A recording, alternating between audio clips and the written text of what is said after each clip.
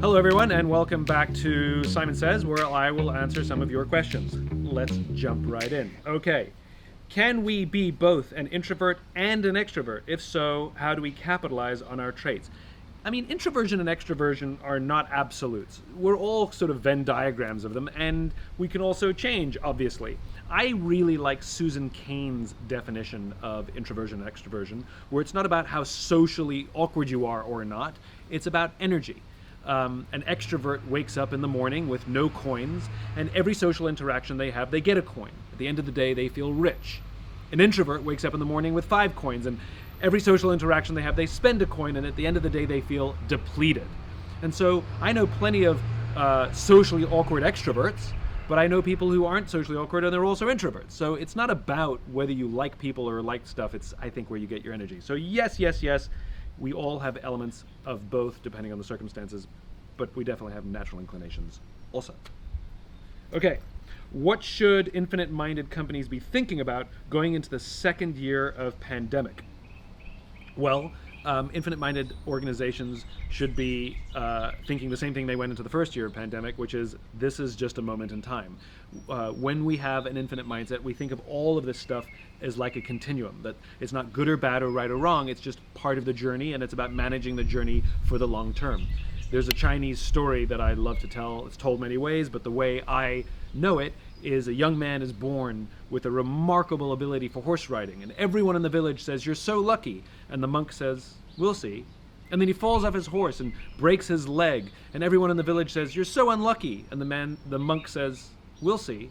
And then war breaks out. Then all the young men are sent off to battle, but he can't go because of his busted leg. And the monk says, and everyone in the village says, "You're so lucky." And the monk says, "We'll see."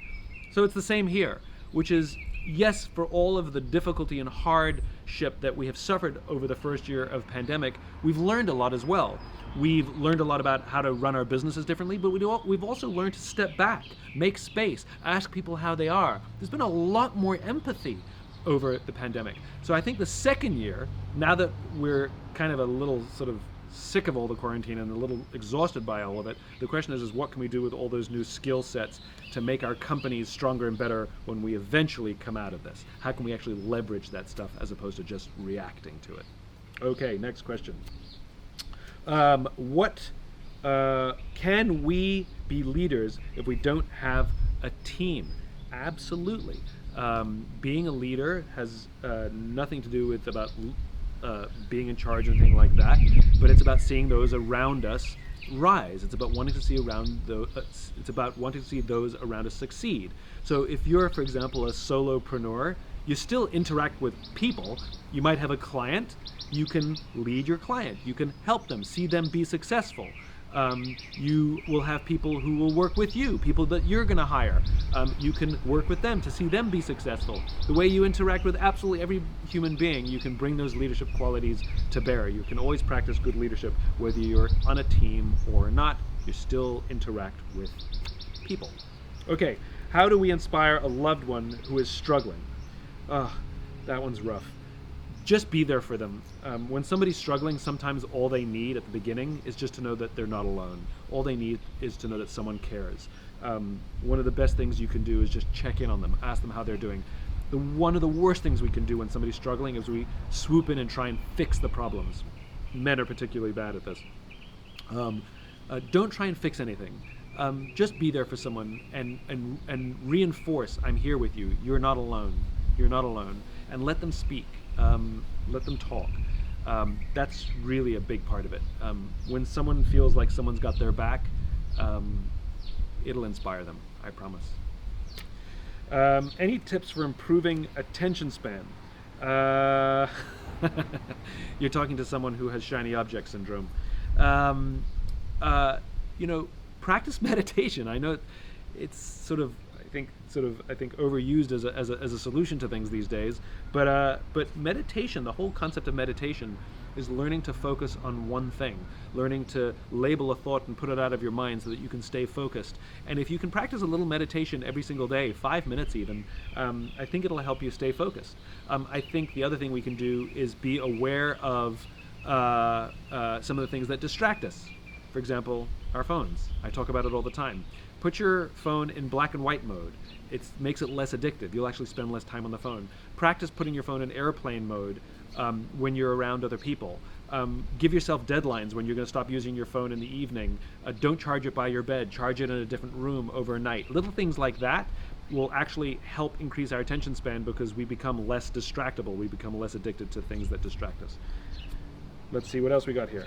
How can we avoid micromanaging? Oh, first of all, the fact that you want to stop avoiding micromanaging, you're already on the right course. So micromanaging comes for many reasons. One, we think we're better at doing something than somebody else. Another reason is fear, that if we don't get involved, they're going to screw it up.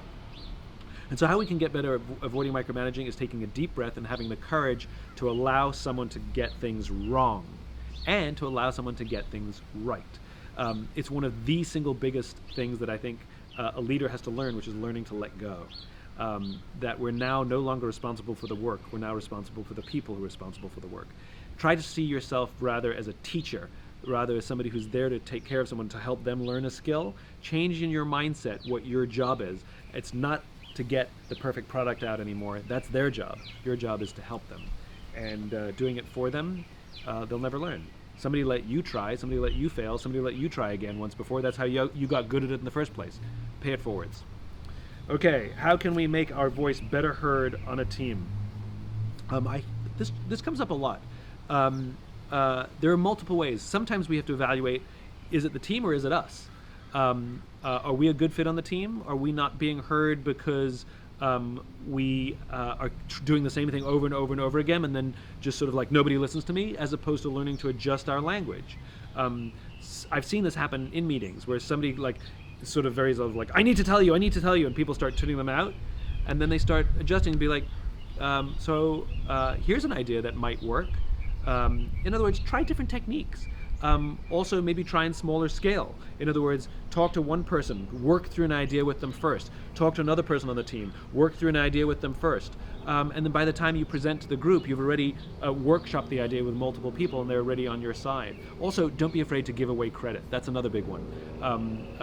In other words, if there's something that somebody said that even though it originally came from you, be like, that's a great idea. What else could we do with that? Or as Julie said, I want to pick up on what Julie's idea was. In other words, share the credit and give away the credit. Sometimes is a great way for people to hear you because they don't think you're trying to take all the credit. Hopefully that helps. Okay. How do we let our bosses know that we're struggling with our mental health without being thought of as weak? So here's the good news. The good news, we're living in a world where the concept of mental health is now on everyone's mind. We are talking about it in terms of healthcare workers, we're talking about in terms of frontline workers, we're talking about it in terms of teenagers and kids who aren't at school and aren't socializing. So the good news is I think it's less stigmatized than it has been even just a year ago. And I think it takes a little bit of courage to go to a boss and say, I need your help because I'm struggling. And to say, for whatever the reason is, let's use COVID, the situation of COVID is really getting at me and I don't know what to do. And then be quiet. They may not be equipped with the skill set to hear you. You have to acknowledge that. They may care but not know what to do. They may try and fix. They may not be good listeners. But if you need to tell your boss you're struggling, I think you need to take a deep breath and tell your boss you're struggling. I would also tell other people as well, people who you're less afraid of talking to that you work with. That will also really help. But it's great that you want to do that and you want to muster the courage. Just as an aside, one of the things we saw when COVID struck, for example, was a lot of people in leadership positions where they were effective leaders or ineffective leaders prior to COVID. They leaned back on their humanity, and people picked up the phone and called each other and said, "How are you? Are you okay?" So the good news is, I think you'll find a more receptive audience now than you used to. Okay, here's another one. If we're struggling to stay optimistic, how do we find the light at the end of the tunnel? One of the best ways to stay optimistic is to help someone else. Believe it or not, one of the best ways to solve our own problems is to perform an act of service. If you have a friend or a colleague who's struggling to stay optimistic, help them. Be there for them. Let them know that they're not alone. Let them know that you're there with them and that together you will get through this and end up in a brighter place than we are now. Get through this tunnel. And the amazing thing is the more you reinforce those relationships, the more that others know that you're there for them, the more they'll be there for you, and it'll help you feel that you're not alone. So, service helps. Can families or couples have a why? How do they find it? Yes, absolutely. Just like an individual can have a why, and a company can have a why, absolutely a group can have a why. And the way you find a why for a family or a couple is the same way you would do it for an organization. It's something called an organizational why. I wrote it in the book Find Your Why. I wrote about how to find your individual why, but also how to find an organizational why. That's the technique you would use, because it's an amalgamation. It's the patterns of all of the groups together, of all the people together, or the couple together, that would form the why. So yes, I love that you're even asking that question. Yes, yes, yes, you can do it as a group. How do we determine if a goal is unrealistic? Is a goal unrealistic? I mean, isn't it better to set an unrealistic goal? Isn't it better to set a goal of 100 and fail at 80 rather than set a goal of 30 and be ecstatic when you hit 29? I think all goals should be unrealistic. The trick is not the goal being unrealistic. The trick is being okay with missing the unrealistic goal, knowing that you're further down the path than all the people with their realistic goals. So yes, set unrealistic goals. They're just more fun.